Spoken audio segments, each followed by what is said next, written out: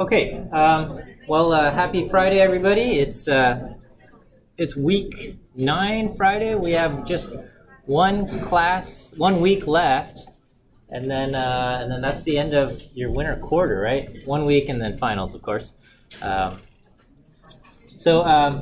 Today I'll continue more on the topic of Bootstrap. In particular, I want to talk about using the package boot, okay, which is probably how most Bootstrap would be done. But so last class we went over parametric and non-parametric Bootstrap, and we did some examples using the code and doing the Bootstrap ourselves, doing the writing up the scripts for resampling data. Here we'll do use the package boot, okay, or and the boot function. So this is actually taken. This part that I'm going to cover is the worked example that exists in the homework 5. So if you look at your Bootstrap homework in homework 5, there is a section that covers doing the Bootstrap and a Bootstrap Metastudy, and I wanted to at least cover it in class and provide my explanation for it, just so that if you are choosing not to do the Bootstrap homework, you will at least see this material and content, because I do think it's important. So, okay, so yeah, once again, just recapping Bootstrap, we've got parametric and non-parametric. The parametric Bootstrap assumes that the population follows some kind of specified distribution, and so when you do that, you will be drawing samples from a specific distribution. And in non-parametric Bootstrap, you are resampling from the sample that you have with replacement. The example that we're going to work through in today's class uses data coming from the package Bootstrap, okay? So if you load up the package Bootstrap, there is a data set called law82, and then another data set called law. And what law82 is that it looked at 82 different law schools in the United States, and that is going to serve as our universe, as our population. Okay, so I think today there are more than 82 law schools, but when this study was done, maybe there were only 82 law schools where they had data collected or whatever. This is going to represent all the law schools, and let me just kind of. Let's see if we can do capital V view, law 82, okay? And so we have a total of 82 law schools, and we are looking at the average LSAT score and the average GPA at that law school. And we want to know, is there some kind of correlation between LSAT and GPA? So we can just do plot law 82. We want the second column, the LSAT, versus law 82, the third column. All right, so this is what our scatter plot looks like.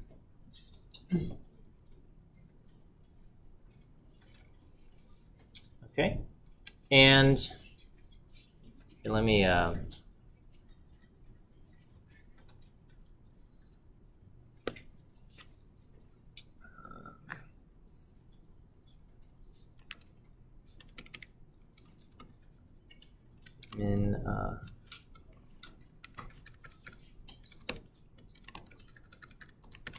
right, let me just say X range is going to be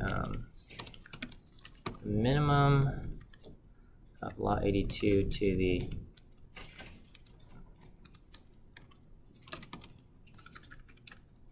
maximum, okay?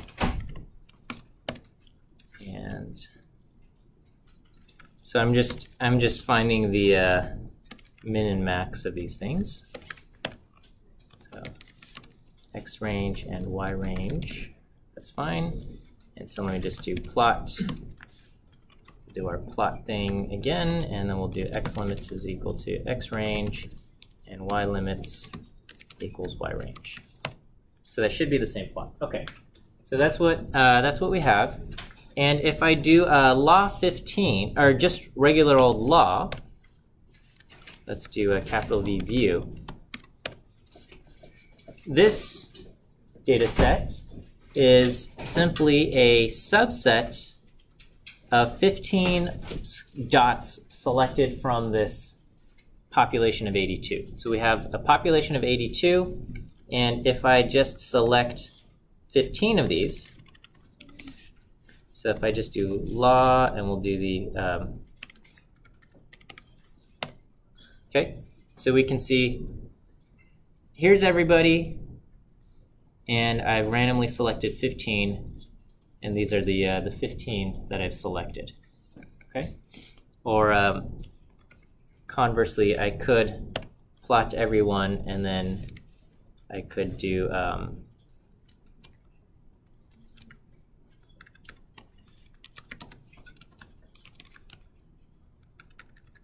I'll just color some of these in. Did that not work? Maybe I'll do red. And PCH equals 19. Okay, so here are the 15 that I've selected out of the 82. Okay. And what we want to do is I want to kind of explore how good is Bootstrap here. Okay, so in the population, if I look at everyone, I can calculate the correlation that exists between LSAT and GPA. So the correlation between those two variables in the population is around 0.76. This is the true answer to our question. What is the correlation between LSAT and GPA in the population? I'm just going to say is 0.76. That's the correlation there. Okay. Of course, in real life and in a situation where you're trying to do Bootstrap, you only have a sample and you don't have the population. Okay. So here, if I just look at my 15 data points, I don't know what's going on. Okay. And I ask what's the correlation between the 15 data points, I'm getting a correlation of 0.776.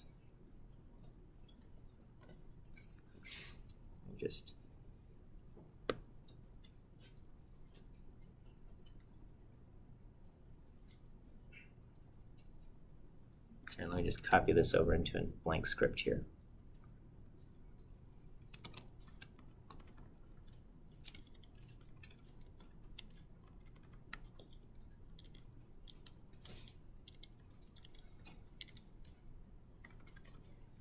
Okay, so I mean that's a pretty good estimate of the true correlation. Okay, but that's just because when I did my plot,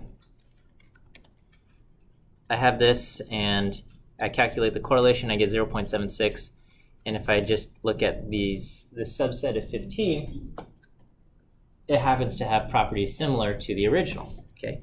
However, I could end up just taking a different sample. Okay, so here I'm going to do set seed 1, and I'm going to select just 15 law schools here, and let's go ahead and just plot what this looks like.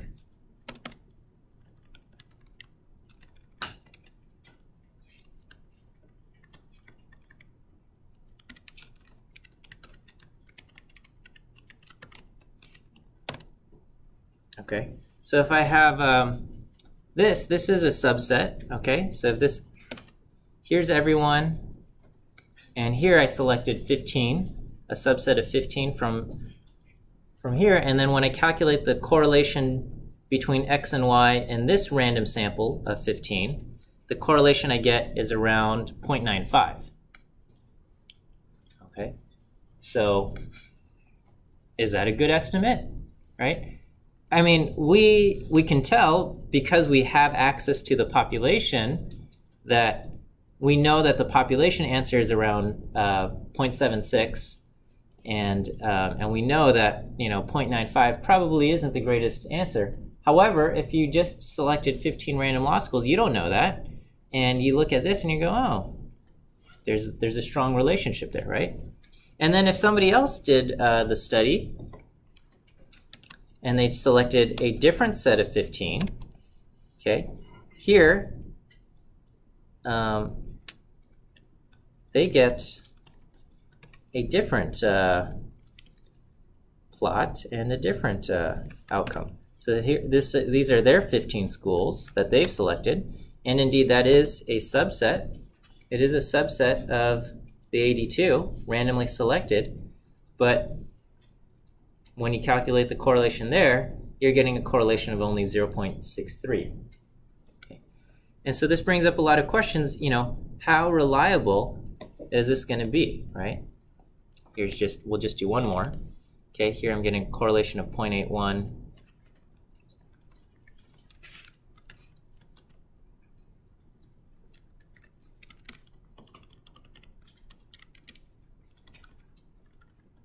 So again, this is everybody, and then here's just a random sample of 15, okay?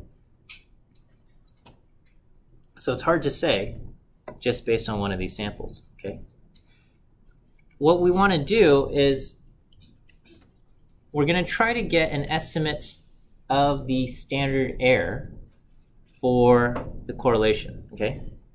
Because right now, when we look at the correlation, all we get is just the correlation estimate itself, and Bootstrap is not going to be great at trying to estimate how good, how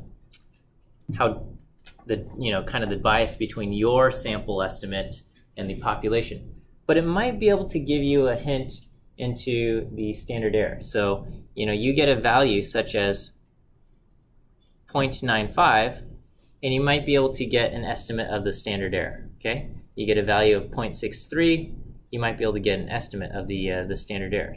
So in order to do this, is we are going to perform Bootstrap on one of our samples of 15 and just see what kind of estimate of the standard error we will get. Okay, so to estimate the standard error is we are going to basically duplicate this sample of 15 many times, call that our population, or in other words, just sample with replacement, and see how much our correlation estimates differ. Okay, so here I'm going to do 500 replications. This is using kind of our original subsample of 15. So in the what we will do is I'm going to resample this data set, which has 15 values. Okay, and the way I'm going to do this is I'm going to just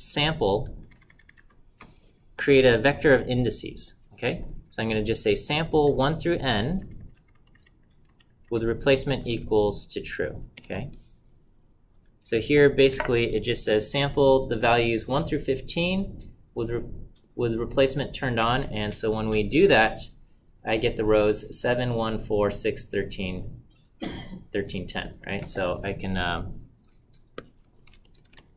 effectively sort this.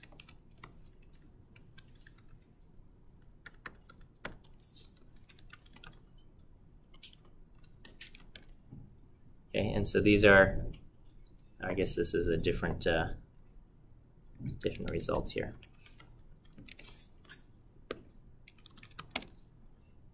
Okay, if I sort the indices, this is what I have. Okay, so some of these values we sampled more than once, and others didn't get sampled at all.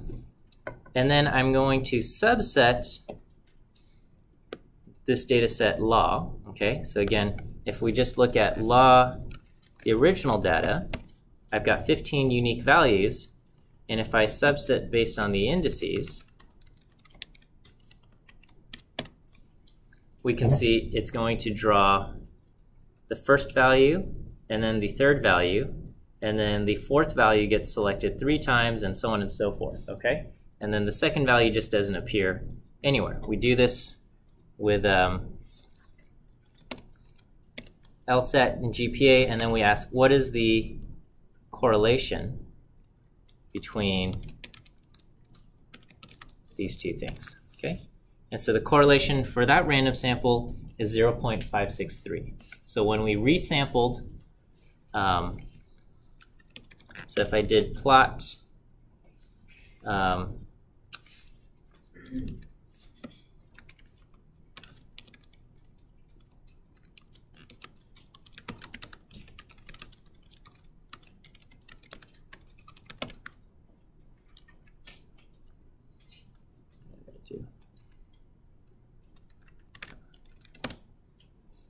so this being our random sample of 15 schools, when I resample, only a subset of these are selected, and we can do this. So I'm going to repeat this process 500 different times.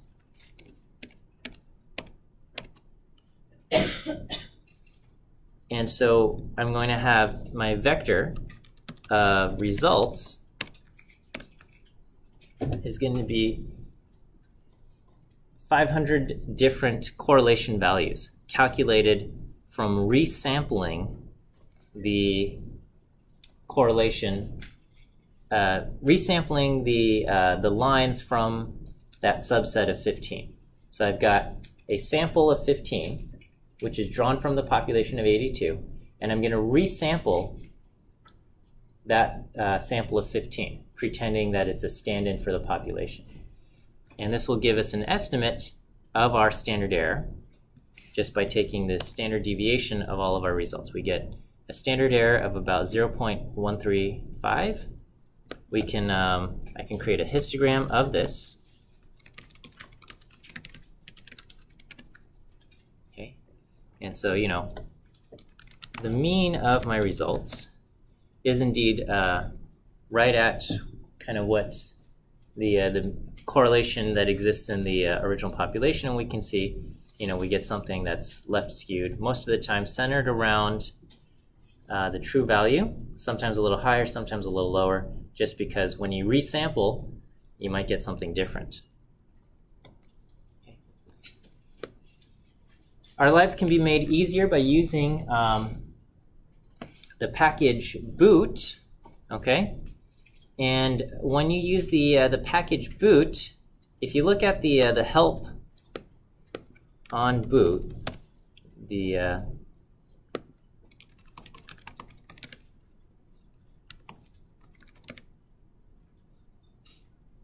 okay, it says you have to provide it with data, and you provide it with a statistic. Those are basically the two most important values that you will give the function, and R will be the number of replicates. Okay, so in our case, our sample is going to be law, which is our sample of 15, because we want to resample that.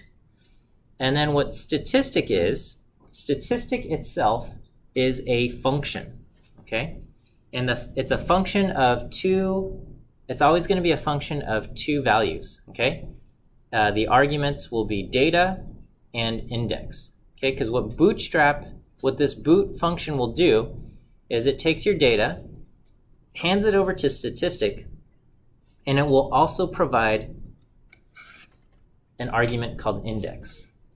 Okay, and back here, the way I resampled the data is I said sample from 1 through n with replacement. Okay, and that's basically what boot is going to do. It's going to provide an index that's going to basically be something like the values 1 through 15, but sampled with replacement. So it's going to provide this to this function that you have to write, your statistic function. And what you want your function to return will be the value that you want it to calculate. So in this case, we want to calculate the correlation between LSAT and GPA. And so the way I have to do this is I take the data, which is our matrix of 15 observations, and I'm going to subset the data using data bracket index. Okay, so I subset my data, then I extract the LSAT column, I extract the GPA column, and I calculate the correlation there.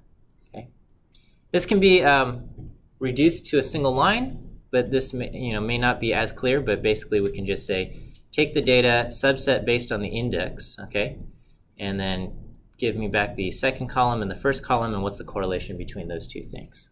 Okay, both of these things will be exactly what we want it to achieve. And then to use boot, we load up the library, and we call boot on the dataset law. We ask it to calculate the correlation function, and it will do this 500 times. So when we do this, it does ordinary non-parametric bootstrap. This is the call, and this is the original correlation. So if we feed in the correlation function and we provide it law, and our index is going to be 1 through 15, it calculates the correlation there, right? So this is the same as saying, law, what's the first column, and law, what's the second column, and what's the correlation between these two things. This is exactly that value, okay? And what it's doing is it just resamples, and it says, you know what, let's subset based on some thing of indices, and it's going to calculate. So if we use these 15 values for the correlation function, then it gives us a different thing. So if we resample law, so if I subset law based on the values here, these are the values that I have, and I can plot this. Okay, and the correlation between the law school and index, or LSAT and GPA here is going to be 0.94. Okay, it's hard to see that because some of these are duplicates and they are plotted right on top of each other. So, am I allowed to just jitter this? I don't know. No, jitter doesn't work. Okay.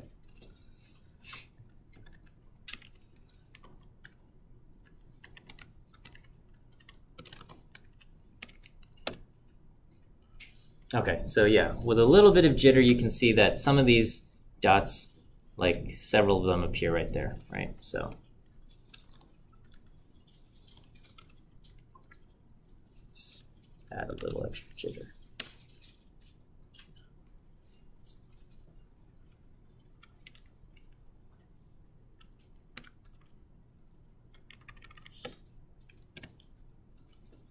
So I don't know, maybe, so I added a little bit more jitter, and so maybe this makes it a little bit more clear that the correlation for this random sample would be something around 0.95. Okay, it's a little bit lost when you plot the points directly on top of each other. You can't really see that that some of those data values just got sampled more than once, and that's going to directly affect the correlation. So anyway, we do this. We get the results of our thing, and we can see the standard deviation, and this would provide our estimate of the standard error. Okay, and so this estimate lines up almost exactly with the estimate of our standard error when we wrote up the bootstrap routine ourselves. Okay. So anyway, we have this. We get the bootstrap, the standard error. It spits this out for us already, okay? And we can say, okay, well, let's see what the standard error is for are different law school samples, right? So that one was the original sample of 15 drawn from 82, but then we saw that if I drew other samples of 15, so if you recall, we had law sample 1, which looked something like this, and we had law sample 2, which looked something like this, and law sample 3, which looked something like this. And if I ran bootstrap on each of these things and calculated the standard error, what would I get? So if I ran it on that case, on the first one, I got a standard error of only 0.025, whereas the standard error on kind of our first data set is 0.13. Okay, that's so when I ran it on this one, which didn't have very much, which had very high correlation, the standard error result there is very low. So we're definitely underestimating the standard error. Okay, let's just take a look at what might happen with this data set where I have a much bigger, much lower correlation. Okay. So the standard error there, I get something around 0.154, and then with a different data set, I get a standard error of 0.537. Okay, so my estimates of standard error appear to be all over the place. Okay, is that okay? Well, that's just what it is. When you have a random sample, we really don't know if it is well representative of the population or not. And we just have to kind of do our best and keep in mind that just by random chance, we might be getting something that's quite unusual, okay? So what I'm going to do is I'm going to run what we call a meta-study, okay? And well, meta-study can be used for many different things. And in this case, for my meta-study, I'm going to basically do bootstrap to get an estimate of the standard error. But each time, I am going to deal with a different random sample of 15 taken from the population. So I'm going to start off with the population of 82, take a random sample of 15, and call that my law_sample. Using law_sample, I'm then going to perform bootstrap resampling. So I will sample with replacement on that random sample of 15. And after performing bootstrap resampling, I will then get an estimate of the standard error and keep track of the standard error estimates. Okay? So there's a lot of computation happening here because I'm going to do this 1,000 times, and every time I do this, I am performing 500 bootstrap resamples. So I'm effectively doing 500,000 resampling things, and plus 1,000, right? So there's a sampling operation here, and then I do 500 bootstrap samples in order to estimate the standard error, and then I do this 1,000 times. Okay, so I'm going to have like 501,000 sampling operations to do. So it's going to take a while. So I click run, and we'll see how long my computer takes to run this.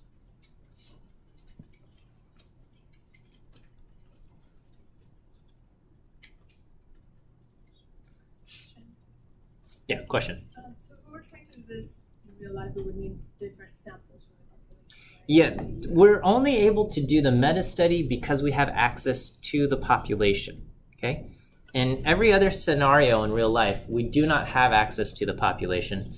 And so we don't know if we're dealing with the sample that has unusually high correlation or unusually low correlation or whatever it is. In our case, we are able to do this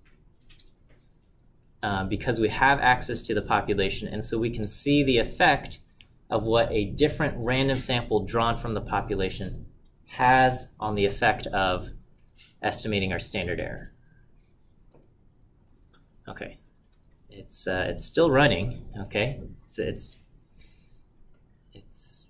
there we go. Did it create the density plot? Okay, so here we've created a density plot of these standard error estimates. And we can see it does have the highest peak around 0.13. If we ask for the summary on this, it gives us a median estimate of around 0.121, okay? And we can see is that if that standard error is a good or bad estimate, okay? And again, this is based on 1,000 different random samples, and this is what our density plot looks like. But it goes anywhere from around 0.03-ish to around 0.27-ish, okay? So our standard error estimates could be quite wrong, okay? So most of the time, it gets it in the range of something reasonable, but sometimes it's off, and we can't tell. You just have that random sample, and you don't know if it's a good random sample or not, okay? And so Bootstrap is a useful tool for estimating things like the standard error, but it is also sensitive to the random sample that you have. And because the key assumption in Bootstrap is that the random sample that you have is representative of the population. And if that random sample that you have is not representative of the population, all of your estimates will thus be wrong, okay? So I guess all to say, and this is going to be true for everything in statistics, is that the assumptions you make have serious consequences, right? If your assumptions turn out to be true and acceptable, then you would have done a good job. If the assumptions that you made turned out to be wrong, then you're in trouble. And that's all of life, really, okay? You might make good assumptions, you might make bad assumptions. It's hard to know. We can kind of build a loop ourselves and just see, estimate standard error here. Let me, so rather than,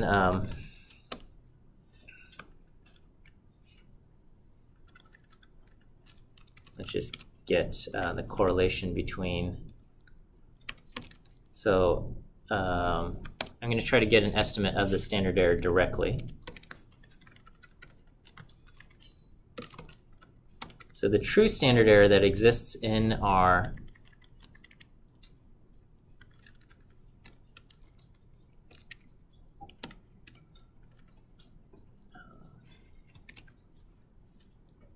core estimates, okay. Correlation estimate will be repeat NAs 1,000 times. Okay, so this will be very quick. All right, and then we can ask what's the standard deviation of our correlation estimates.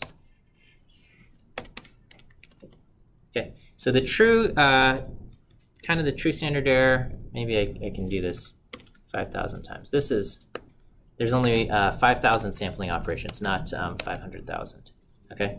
So, kind of the true estimate of the correlation, standard error of the correlation is going to be around 0.1189, okay?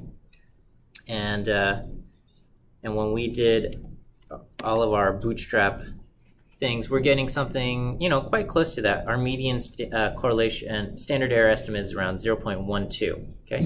So we're pretty much there, okay? So the true standard error estimate is going to be something around 0.12, and we're getting something right around there, okay? But of course, if we look at the minimum, the lowest standard error estimate we got was around 0.03, and the largest standard error estimate we got was 0.4, and that depends very heavily on just the random sample of 15 that we're dealing with, okay? Over here, our first quartile is 0.089, and our third quartile is 0.156. So this is, I would say this is in the range of reasonable. Probably, I don't know if I want to run the study here, but we can see what effect, instead of taking random samples of 15, what if we had random samples of 20 or random samples of 30 drawn from the population? What kind of density would we have there, right? So we can that's like another another day. Or I guess I could run it and just let it run in the background or something.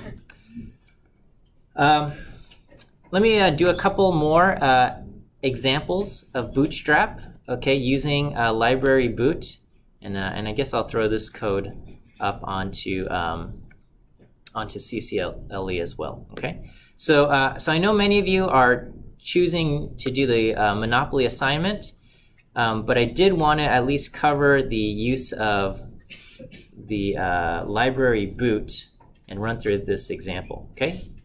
And so here's another example of library boot. And here we're going to try to estimate the standard error of the sample mean. All right, so you learned this in your Stats 10 class, then this should be S over the square root of N. Okay, but we can do Bootstrap to kind of estimate this. We have a question. I just had a question. Why the sample is 15 instead of any other number? Like, how do we choose? Oh, that's just because in library Bootstrap, when they gave us a random sample, they said we took a random sample of 15. Okay, but if we want to do something else, we could do that, right? So basically, when you are conducting research of your own, you'll probably just collect as many data points as you can with the money that you have, and the money and time that you have, right? So you have, they give you some funding to do some kind of research experiment, and every sample of data, each observation costs you, I don't know, a decent amount of money, right? So I don't know, sometimes you go to the bathroom and they're like, please join us for some psychological study, get a $20 gift card or something for an hour's worth of your time or something. And so you bribe volunteers this way. But the true cost is not the $20 that you had to pay out to get the volunteer, but the researcher's time. So you're paying a researcher probably, I don't know, 30 to 40 bucks an hour for to collect their thing. So if you figure that, every single observation is going to cost you at least 60 bucks in human time, plus whatever resources are necessary to gather the data, whatever equipment. So you're looking probably at like $100 per just value you are collecting in your thing. And depending on how much funding you have, you might only be able to get 40 observations or something, okay? And that's probably, and whatever it is that you're recording, that's still expensive, right? And so, and $100 is a very low cost in terms of whatever it is that you're doing, right? Especially if there's like highly sensitive equipment involved, like you're doing like brain imaging and stuff, like running that equipment is really expensive. So anyway, you have 15 observations, you're going to say, all right, this is the best I can do. Let's bootstrap this. Okay, so anyway, here I'm going to pretend I have the actual population, okay? So our population has 300 observations in it, and I can create a histogram of our population. Okay, and it looks normal, but it's not exactly, I mean, it is normal, but it's not smooth, right? We can do QQ norm on the population, and it's definitely normal. Plot the density of our population, and that's about as normal as we can hope for, but it doesn't fit your textbook curve perfectly.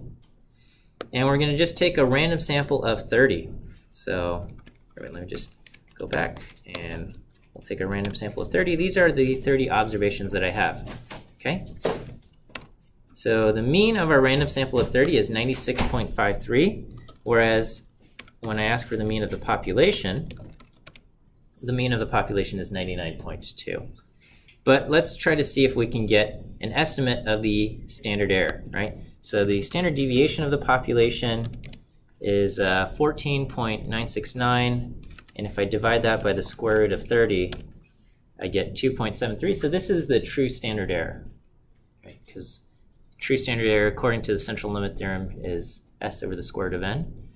And so to do this, we need to have a statistic function to use boot, and that function is always a function of two arguments, data and index. So in this case, the data is just that vector of 30 values.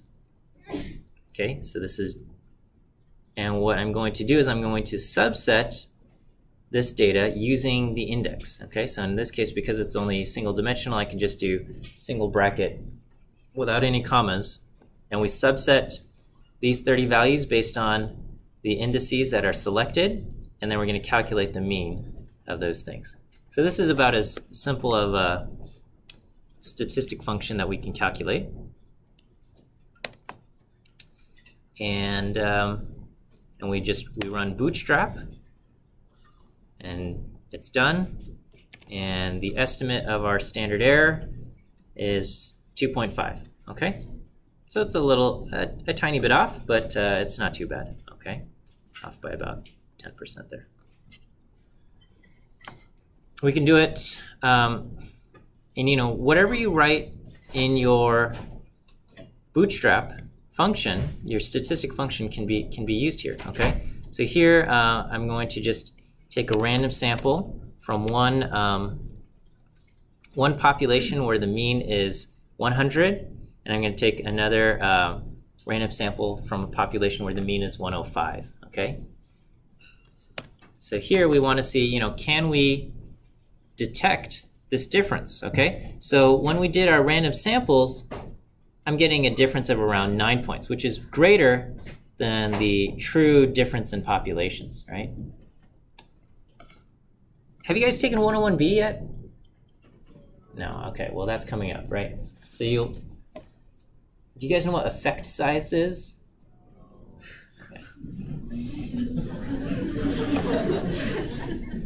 Okay, so effect size is, you've got a null hypothesis and you have an alternative hypothesis, right? And when you do this in Stats 10, the null hypothesis is that the two means are equal, and then the alternative is that they are not equal. Okay, that's simple enough. The effect size is, what if we actually knew what the two means are in real life? How different are those things in real life? So if the null hypothesis is that they are equal, the effect size would be the difference in real life. So in this case, our effect size is 5 points. The mean of population 1 is 100. The mean of population 2 is 105. So we have a 5-point difference, and that's our effect size.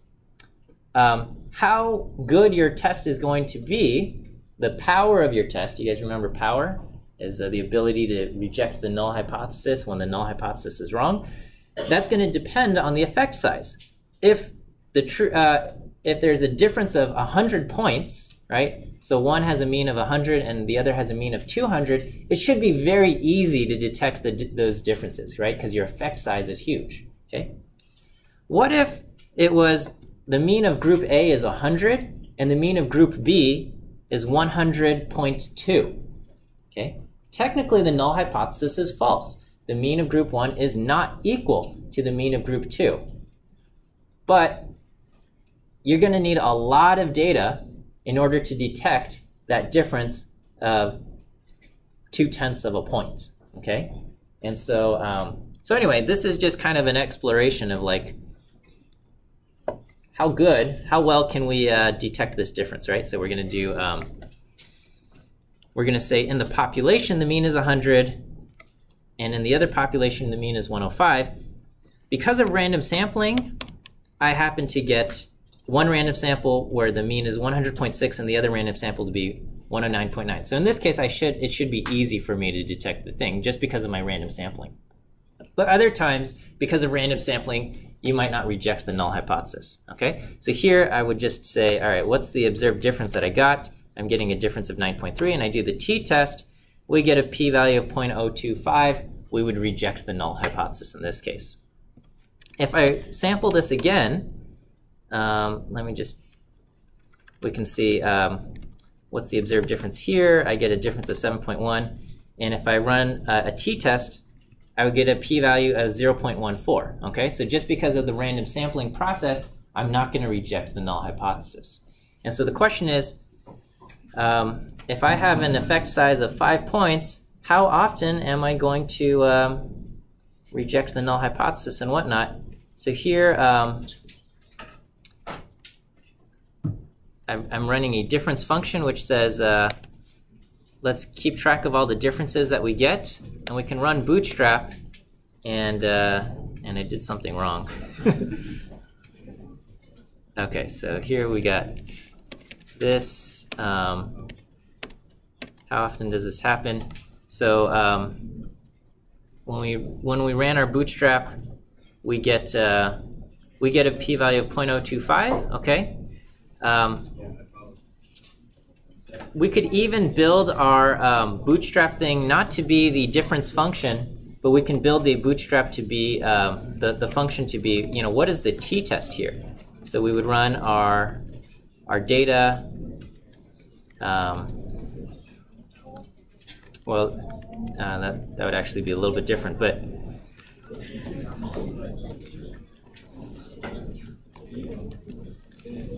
t.test G1 versus G2, and let's extract the p-value from the t-test. Okay, well.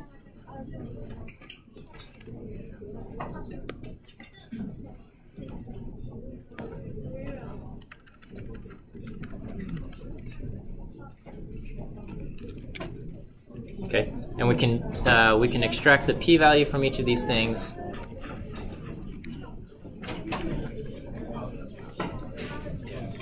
Okay, well, I'll write this up, and you guys can explore this. All right.